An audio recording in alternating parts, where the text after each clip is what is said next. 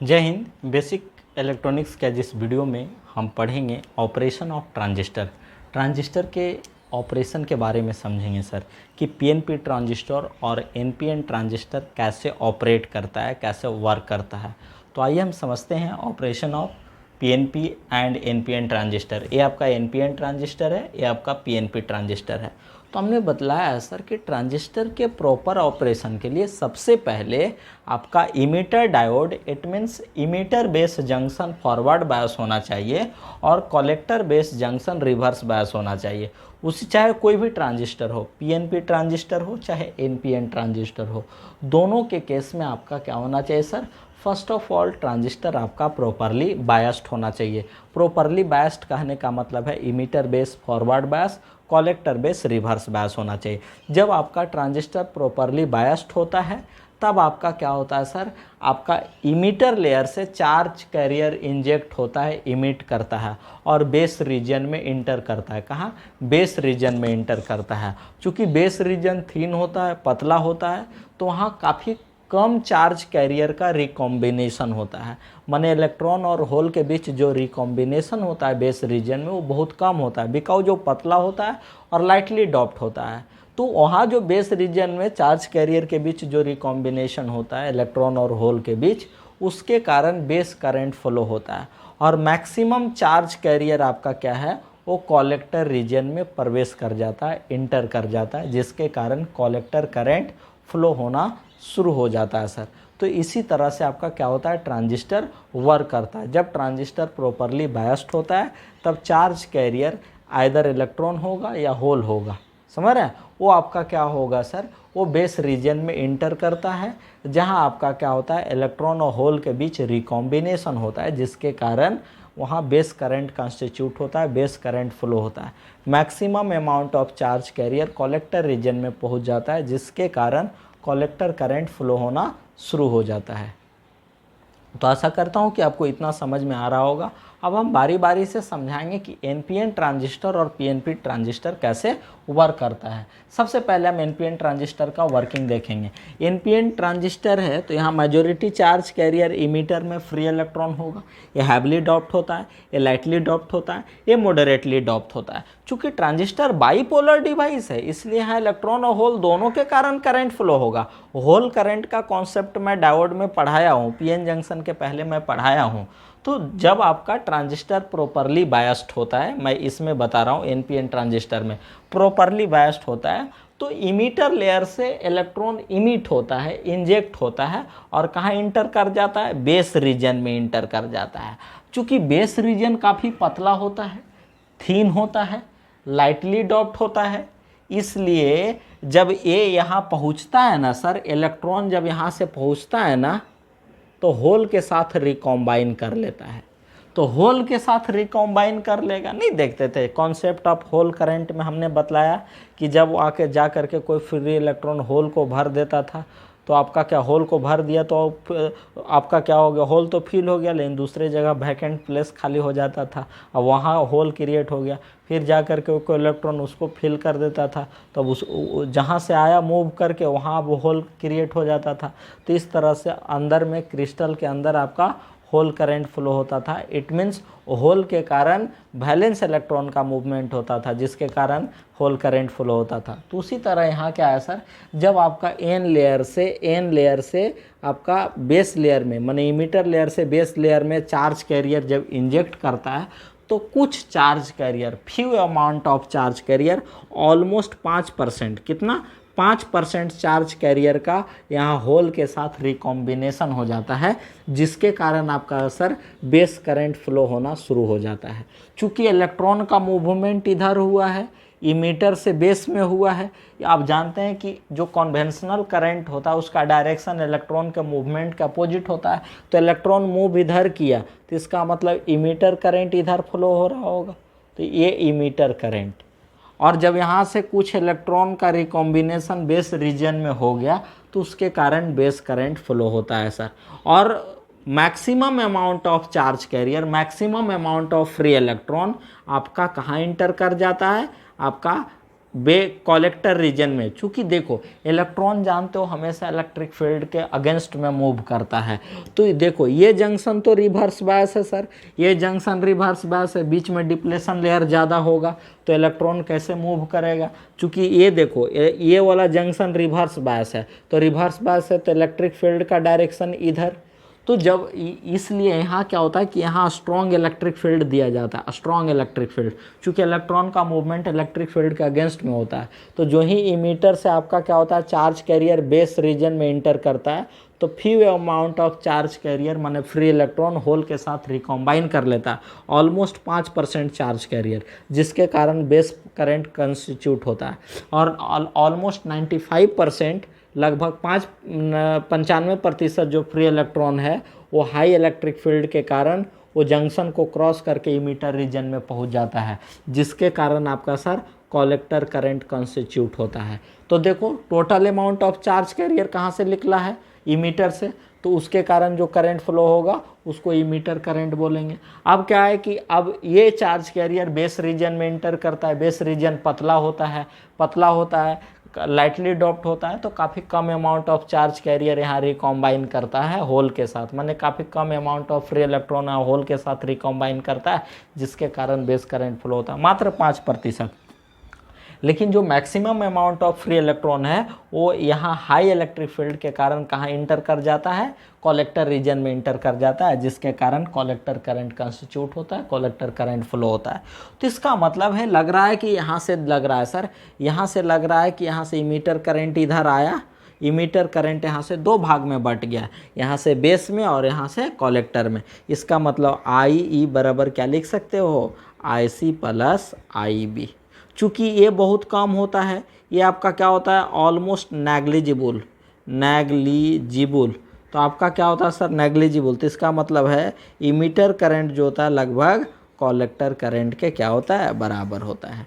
चूँकि यहाँ काफ़ी कम अमाउंट ऑफ चार्ज कैरियर का रिंग कॉम्बिनेशन होता है, चूँकि आपका ये क्या होता है ना सर, ये आपका थिन होता है, पतला होता है, इसलिए रिकॉम्बिनेशन यहाँ कम होता है।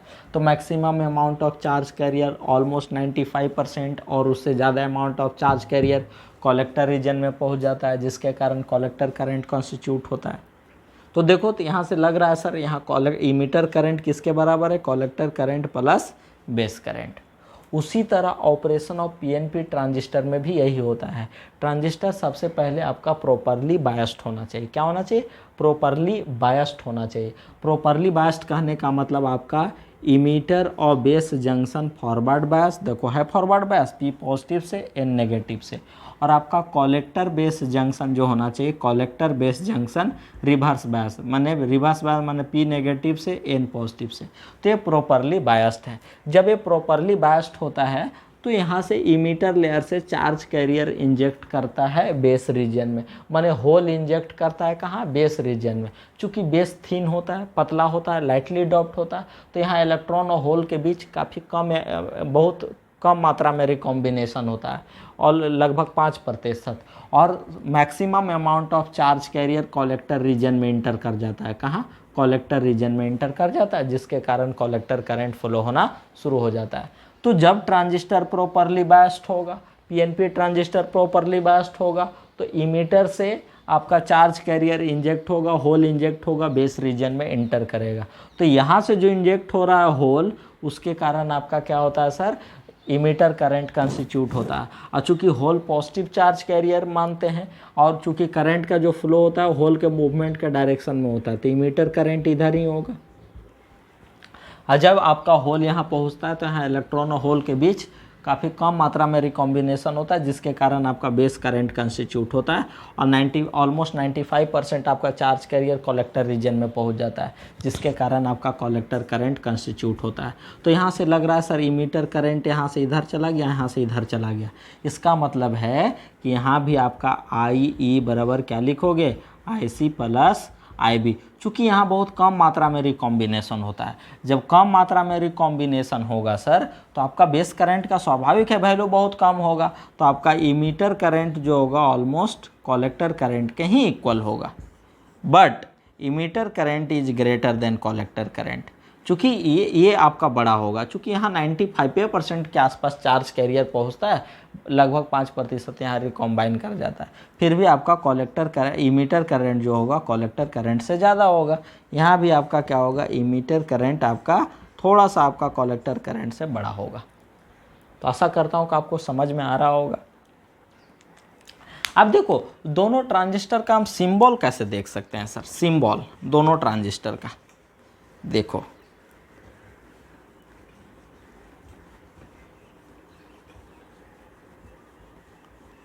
सिंबल कैसे होगा आप थोड़ा सा देखना। एन, हाँ हमारा ए ट्रांजिस्टर का सिंबल है।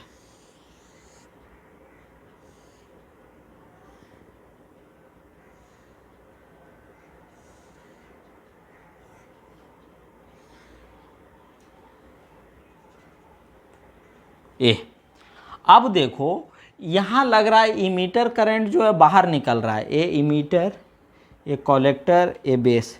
इमीटर करंट यहाँ बाहर निकल रहा है ना ट्रांजिस्टर से बाहर। जो आपका कॉन्वेंशनल इमीटर करंट का जो डायरेक्शन है सर, वो आपका क्या है, बाहर की ओर है। तो ये आपका कॉन्वेंशनल इमीटर करंट का डायरेक्शन हम बाहर की ओर दिखा दिए। तो ये आपका एनपीएन ट्रांजिस्टर का सिंबल हो गया। अब देखो, अब यहाँ पर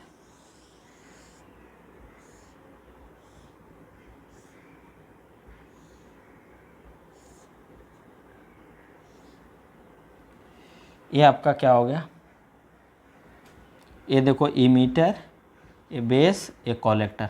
कलेक्टर करंट देखो यहाँ collector current, sorry emitter current किधर है, अंदर की ओर ना। इमीटर करंट का डायरेक्शन यहाँ अंदर की ओर है, इसलिए डायरेक्शन यहाँ अंदर।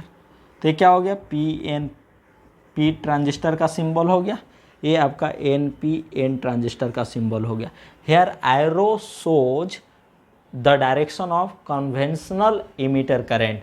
जो कन्वेंशनल इमीटर करंट है उसका डायरेक्शन शो करता है। जो इमीटर करंट का डायरेक्शन है, जब आपका emitter diode forward bias, collector diode reverse bias, यहाँ जब emitter diode forward bias, collector diode reverse bias, तो उस कंडीशन में जो conventional direction of emitter current है वो शो कर रहा है इधर बाहर की ओर। यहाँ conventional direction of emitter current show कर रहा है अंदर की ओर। तो ये जो सिंबल है वो एनपीएन ट्रांजिस्टर का है, ये जो सिंबल है वो किसका है, पीएनपी ट्रांजिस्टर का है। तो अब देखो इसको यदि हम बैटरी से कनेक्ट करें तो ये समझ लेना है, जब एरो बाहर की ओर रहे तो समझ जाना एनपीएन ट्रांजिस्टर है, जब एरो अंदर की ओर रहे तो समझ जाना पीएनपी ट्रांजिस्टर है। तो यदि इसका बायसिंग हम दिखाएं कि ये कैसे बायस्ड होगा, तो इसको ऐसे ही दिखा देंगे। अब देखो एनपीएन, इसका भी बायसिंग इसी तरह करेंगे। चूंकि एनपीएन ट्रांजिस्टर है, पहले वाला एन बीच वाला पी, पहले वाला एन बीच वाला पी, तो एन पी। और तो इसका मतलब इमीटर बेस जंक्शन होगा, emitter base junction forward bias, तो एन वाला नेगेटिव, बीच वाला पी पॉजिटिव है, तो फॉरवर्ड बायस हो गया। अब ये आपका क्या होगा, एन पी एन, तो ए एन पॉजिटिव, पी वाला नेगेटिव, बीच वाला नेगेटिव, तो ये आपका रिवर्स बायस हो गया। तो इस तरह से इसका बायसिंग हम दिखा सकते हैं।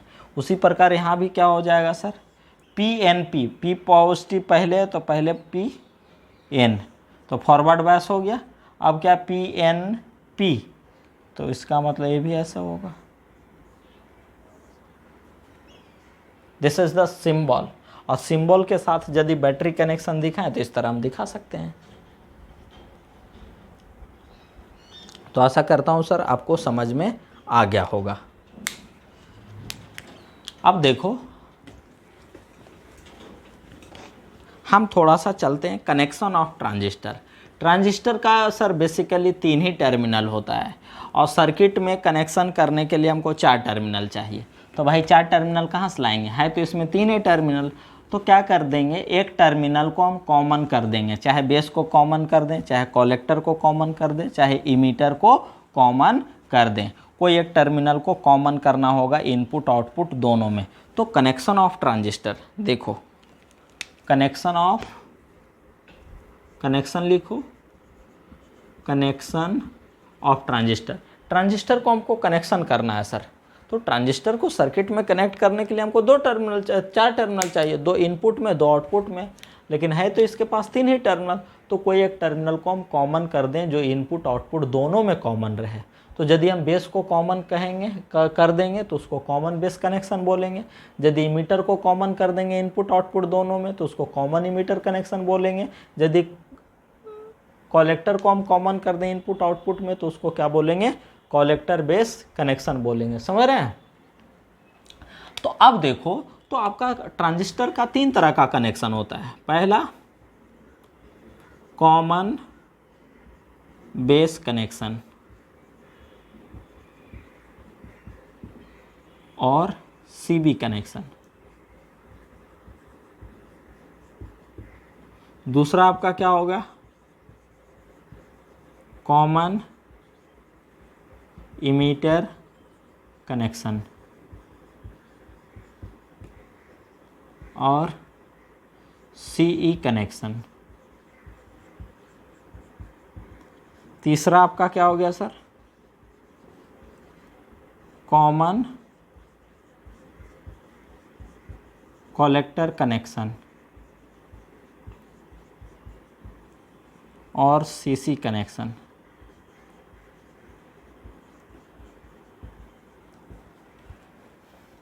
Common connection of transistor, there are 3 types of connection of transistor. पहला है कॉमन बेस कनेक्शन, दूसरा है कॉमन इमीटर कनेक्शन, तीसरा है common collector connection. Common base connection को हम सीबी कनेक्शन भी बोलते हैं, कॉमन इमीटर कनेक्शन को हम सी कनेक्शन भी बोलते हैं और कॉमन कलेक्टर कनेक्शन को हम सीसी कनेक्शन भी बोलते हैं सर। यहाँ कॉमन बेस कहने का मतलब है सर, जो बेस टर्मिनल होगा वो इनपुट आउटपुट दोनों में क्या होगा, कॉमन होगा। मतलब आपका कॉमन बेस कहने का मतलब है कि हम इनपुट जो देंगे इमीटर और बेस के बीच देंगे, आउटपुट जो लेंगे कलेक्टर और बेस के बीच लेंगे।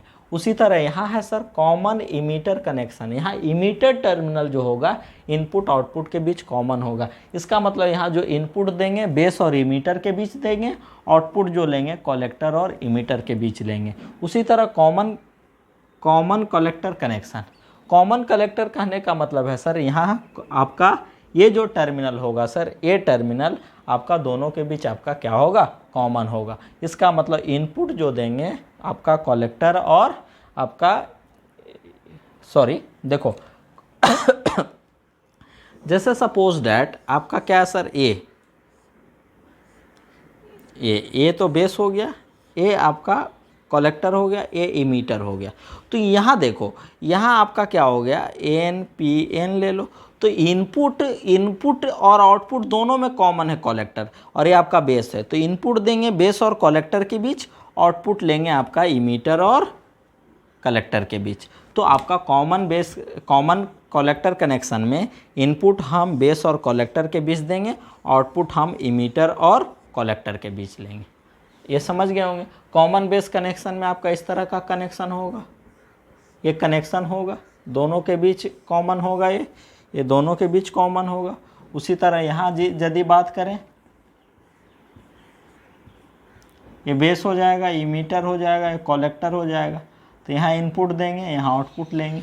तो देखो कॉमन बेस कनेक्शन में जो बेस होगा इनपुट और आउटपुट दोनों में कॉमन, माने आपका इमीटर और बेस के बीच इनपुट देंगे, कलेक्टर और बेस के बीच आउटपुट लेंगे। उसी तरह कॉमन इमीटर कनेक्शन में आपका क्या होगा सर, कॉमन इमीटर कनेक्शन में बेस और इमीटर के बीच इनपुट देंगे, कलेक्टर और इमीटर के बीच आउटपुट लेंगे।